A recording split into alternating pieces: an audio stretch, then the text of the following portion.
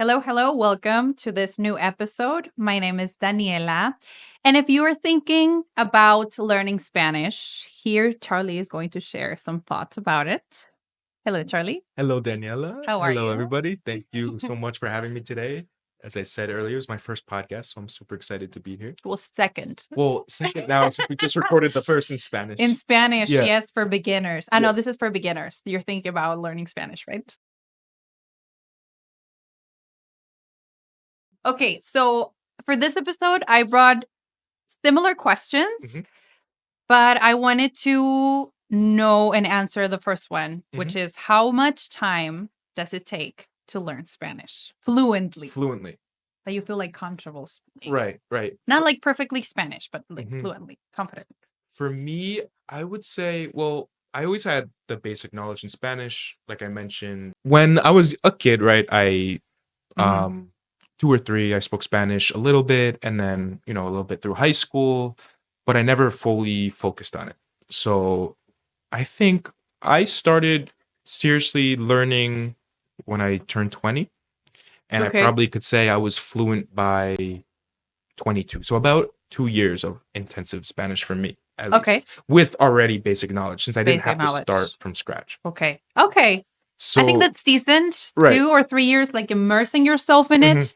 To me, I think it's okay because it takes like 200 to 300 hours per Mhm. level. So it's kind of like taking like the amount, like 10 hours a week, Right.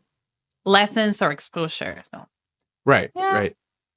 Okay. And the 3 years, it's fine. Yeah, 3 years, but without basic knowledge, maybe 3 to 4, right? Because you have to really start from scratch and just learning simple things like And depends on your native language. Right. I mean, if it's English, it's okay. It's the same writing system. But if Mhm. it's a different writing system, then you have to learn it first. Right.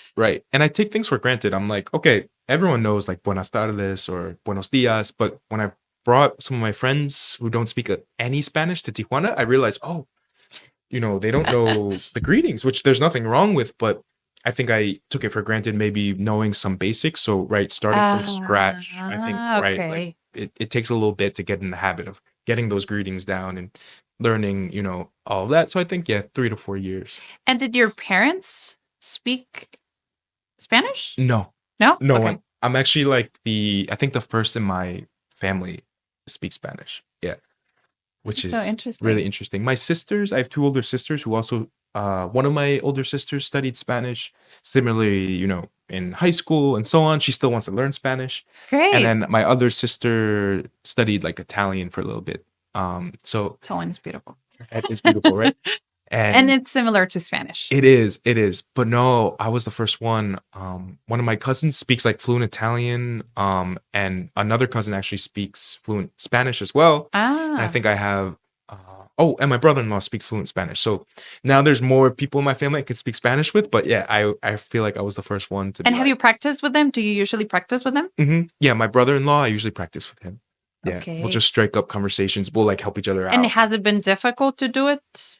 I think no, I don't think so. I think it's just remembering to like because I think this happens a lot with me. It's like when I'm with friends who also speak English, we just naturally speak in English. But to actively think, okay, let's practice our Spanish, or I want to practice Spanish, that's important because we'll just switch to English or speak a mix of both Spanglish. But to have that kind of active mission, be like, okay, I'm going to speak Spanish with this friend this day, is better because otherwise it could be difficult because I think naturally we resort to our native languages. Well, depends because here there are like 2 members of the community and they speak English native language. And when they meet, they usually speak Spanish. Interesting. It's how they met for the first time in a meetup of language exchange. Oh, wow. And I don't know, they just like when they see each other, like, hey, hola, ¿cómo estás? And they just start speaking Spanish. Oh, interesting. Yes. I think so. It does depend too how you met the person and what was the first language you guys spoke. Yeah. That's kind of like at work. I have a friend. Well, he's from Tijuana, my coworker, and I'm the only person he could practice his English with. But at work, I don't want to speak English. I want to speak Spanish. So he speaks to me in English, and I respond in Spanish, and he responds in English. So we're equally practicing. No, but it's great because you practice, like you help each other in a natural way to do it, and it's Right. not like very, I don't know, like you can do it at the same time. So it's Exactly. good. Exactly. It's good. Exactly. Huh. And what inspired you to start learning Spanish? So what inspired me was a trip to Guatemala. I went with my best friend from New York, Rosario Rodriguez, who her brother has a nonprofit that brings shoes to their community in Guatemala to help support their community by donating charity. So we went to record a documentary on this. But when I Okay. went, I realized I thought I had known more Spanish, but I realized, Uh, okay, I really don't know that much, maybe 20% or 30%, but it wasn't enough to really connect with the people there. So, I would speak with her family, I would speak with her neighbors, but in very like broken Spanish. uh-huh. And maybe they could respond in like broken English, but it was just this barrier, this border between us that I felt like, okay, if I really want to connect with, Spanish is what one of the most spoken languages in the world. Mhm. So if I really want to connect with more people and travel the world and be a documentarian, but also just be a normal person who could connect with more people, Mhm. then I need to learn Spanish. So when I Okay. returned home, I immediately started making my plans to learn. Wow. And then how was that process? Like when you take Mhm. it like seriously, how was it? Oh, wow. When I started taking it seriously, it Yes. really started to click. At first, I felt like, okay, I'm practicing, and I'm not seeing as much progress as I want. Uh-huh. But then I remembered after maybe a month or 2 months of really immersing myself, this was during the pandemic, during quarantine. So Mhm. there wasn't much work. So I had more time to just, 100%, take 2 hours of Spanish daily, Monday through Friday. Mhm. And I just remember one day I was having a conversation online with my tutor Mhm. and it just clicked. Like my brain just started thinking in Spanish all of a sudden. It No. was this moment where I'm like, okay, I think I'm close to being fluent because Okay.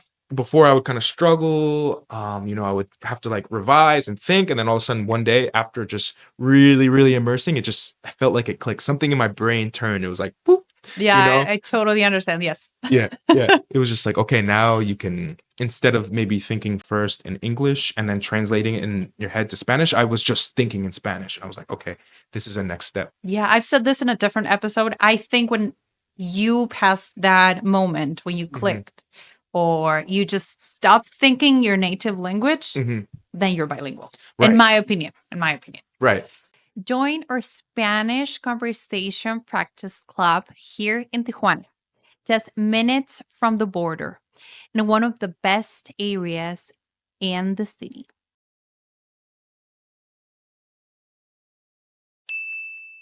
Our experienced teachers will guide you with a semi customized approach to help you level up and to maintain your fluency. It's designed for intermediate and advanced learners, so you will get the challenge and the support you need to grow. Take our placement test and strategy session. Just click the link below, select the date that is best for you, and we will reach out to perform the placement test and the strategy you need to level up. Right. Yeah, it's interesting. It's like when I speak Spanish, I don't think in English, I think in Spanish. So sometimes when, for example, one of my friends from LA last week, she visited me and I showed her Tijuana for the first time. And we're in like little shops on Avenida Revolucion and Uh-huh. like the little touristy things to get like a few, trinkets.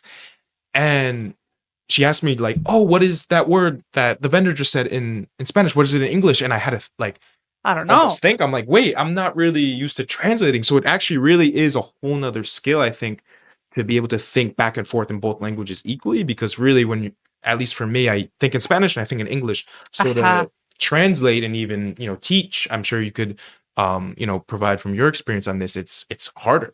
Yes, thank God you said that because when it's it's frustrating sometimes when you're like studying for a long time Hmm. and then you're just so tired that you don't see or feel the progress, Hmm.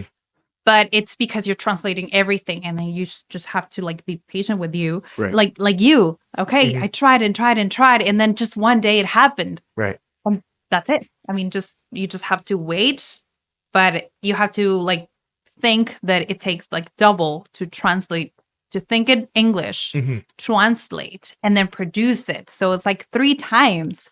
So it is tiring to do it, but just keep doing it. Right. It's very tiring and it's hard to like, keep studying and it's like, oh, it's frustrating and I'm not seeing progress. But with that time, months after doing it, even years, even now, I still see myself improving in certain aspects. I'm like, oh, I feel like language learning, it's not just, okay, I'm going to take a month of classes and I'm going to have my skills. No, language learning is a life process. I feel like Yes. in both Yes. languages, even in my native language, I'm still improving my English. Like when I went back to university, Oh, there yeah. was words that I didn't, a language, an academic language Yes, that I certain didn't terms that understand. they use. Mhm. Yes. Almost like a code switching. It's like, okay, if I speak with my friends, Yes. I'm going to speak a different way in English than how I'm going to speak in a classroom. And it's the same way in any language. In Spanish, Mhm. I'm going to speak differently in different contexts and scenarios. But I guess going back to the original point, right? It's a long process of, learning those different ways of speaking and not having to, all right, translate anymore, but eventually clicking and speaking directly from, Yes. I guess, your brain to the language. And for you, what was the biggest fear Mm-hmm. or challenge when Mhm. learning Spanish? I would say like the first I was afraid of grammar because I think a lot of people are afraid of grammar and it could be It's difficult at beautiful. first. Right. It's beautiful and it's intimidating at first when you Yes, it's see just too much. like all these conjugations, like, okay, how am I gonna know this? But kind of like how we talked about, eventually you stop translating Mhm. in your head. Eventually the conjugations will just come naturally. But at the same time, I mean, I still make mistakes with conjugation, so I do have to review it every now and then, but Mhm. eventually it becomes more, natural. And how did you learn them, like specifically Mhm. conjugations? Specifically It's just too conjugations, much. yeah, it was difficult. I think there like a lot of different exercises and games, like Okay. those online games where you have to fill in the conjugation on the Uh-huh. like with the sentences. Those are really helpful. Okay. Where it'll give you like all the different verbs, and then you have to fill in like the whole paragraph. Those were But in helpful. the beginning, I don't know if you Mhm. remember, like, did you have to like read them again and again and again and then Mhm. write them again and again? Yes. Okay. Yes, that was really a That's the good only way. I'm method. sorry. Yeah, yeah, that I'm is that sorry. is. And what else helped me? I think was it no, I think just that and yeah, just more for a practice again of it. Yeah. And did you practice trying to say the same thing in Mhm. different tenses? Have you tried that? Yes. Yes. Okay. I think like this different tenses, but like one paragraph and filling in the blanks too could be. No, I mean, for example, if you say, I eat a sandwich, Uh-huh. I ate a sandwich, Oh, try okay. like try to do it in different tenses, but exactly the same phrase. Yes, yes. Okay. I tried that as well. That's also helpful. Uh-huh. And is it Yeah. difficult? Yes, definitely. 100%. But with practice. And what is the most difficult thing so far about Mhm. Spanish? For me, definitely pronunciation at Okay. times. Yeah. Yeah. I Pronunciation, think still, working on that. And not I mean, grammar or any tense. um, I mean, no, I would at first that's difficult, but I think with the more practice it becomes less Okay. daunting. But I think for me, pronunciation is something that always lingers. And even sometimes if I have a moment where or maybe I become like self-conscious about my accent, like, oh, how do I sound speaking Spanish? Do I sound too gringo? Or do I sound like I'm trying to imitate too much like a certain So it's like this fine balance between, trying to figure out how to speak and what's natural to me. Because right, if I don't want to speak too like with how I would speak English because it wouldn't sound right, but then I don't want to sound too like I'm trying to imitate an accent that's not natural. So, I get it's hard. it. Yeah. I get it. I get it. Okay. I understand. Mhm. Because it happens to me in English. English is not my native language. And sometimes I know I do have an accent Mhm. because my native language is Spanish. And I could try to change it like you say, Mhm. but I think it's on me. I mean, and it's okay. I feel okay having this accent and that's totally okay like with me. Mhm. But I know other people try to be perfect and then Mhm. have a great pronunciation. At least to me, Mhm. it's not the most important thing to have a native pronunciation because you're not native and Right. it's okay Mhm. as long as you're understood. I mean, Right. So acknowledging that and like I guess realizing having an accent doesn't mean someone doesn't speak the language, you know, as well as someone without an accent. mhm, It's just something natural, because mhm. we grow up how many years speaking in our native languages, and then when we learn a new language, of course, we're going to carry, our past with us. But I think it's good too because it shows, our uniqueness and our character of like, okay, we, Exactly, yeah, exactly. I yeah, do love like listening someone speaking any language and then try to identify their native language Right. through their accent. Uh-huh. Like accents to me, it's just they're beautiful. They are. Yes, they are. Yeah. Yeah. I love it. Right. Do you have some accent that you think it's the most difficult in Spanish to understand? Um, for me, any accent that speaks really fast. For example, Okay. you know, in New York, I have many friends from like Puerto Rico or Dominican Republic or the Caribbean in general, or even, Venezuela. Um, countries where generally the Spanish is spoken much faster. Mm-hmm. It could be difficult or intimidating at first. I think trying to, because listening is something that was also difficult for me in the beginning. Okay. Because I would get kind of nervous listening to Spanish. I'd almost like zone out, be like, "Oh, I'm not gonna understand it," and then completely zone out. So getting past that fear, but then also adding the speed to it could be very difficult. What advice would you Mhm. give to someone preparing for their first trip in a Spanish speaking country? Mhm. My advice would be not to have fear to speak with everyone and anyone. I mean, when you're in a taxi or if you're in a restaurant, try to spark up that conversation. Even if they're basic. Even just where are you from, basic, small talk, even that could be helpful. Kind of break that ice to get comfortable in speaking in Spanish. For example, when I first got to Tijuana, at first I was nervous. I'm like, oh, maybe I'm in a taxi and he hasn't said anything to me. And I'm like, okay, maybe he's working, he doesn't want to be talked to, something like that. So it could be a little nerve-wracking, like, traveling and, being the guest in other people's everyday's life and saying like, okay, am I going to be annoying or this, trying to practice Spanish? But no, I mean, in my experience, just by sparking up a conversation, then next thing you know, it's 30 minutes and we're telling each other's life stories in Spanish. And I'm, getting all of these stories and learning new words and getting more practice in Spanish. So I think it would be not to have fear to speak, and kind of relating to what we said before, like to not worry about your accent or not having perfect Spanish. I mean, the only way to get better is just to speak, is just to practice that and to be, I guess, comfortable with whatever level you're in at that moment. And right, because that's Okay. the only way to improve, is to, like, I guess, acknowledge, okay, I'm here and I want to get here, but I need to make those mistakes and get over those barriers to fully reach that level. Okay. And then now the tips specifically for languages, even if they come or do not come to Mexico or any Latin American country. Things that you can share, like tips, tools, apps, techniques. Right.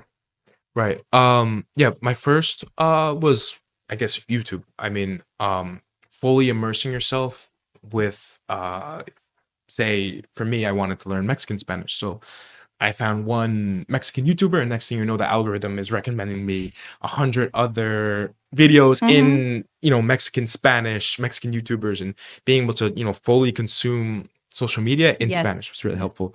And also switching the phone 100% to Spanish is really helpful. Just little things. That's a great way to like learn vocabulary. Like, okay, what is clock in Spanish? What is password or code? Like simple things. Simple things that, in your everyday life, that rather than just saying English on your phone, okay, switch it to Spanish. And then I think, to that aspect, the algorithm, it could be aggressive, like we talked about, which could be, bad in one manner, but in a language learning aspect, it could be so helpful because it could help you discover, new content in your target language that you never knew existed. That could be so helpful to just listen to. Okay. And then, what do you think about AI? okay, I have mixed feelings about AI because I've Okay. tried to have a conversation with ChatGPT in Spanish, Okay. and the Spanish felt very awkward. Like, Okay. I don't know what it was, but it just felt very Google Translate. Okay. Very robotic. Okay. But have you tried like apps specifically for speaking? Because I've seen them, but I haven't tried them. I've seen them too, and I've had conversations about them. I haven't tried them.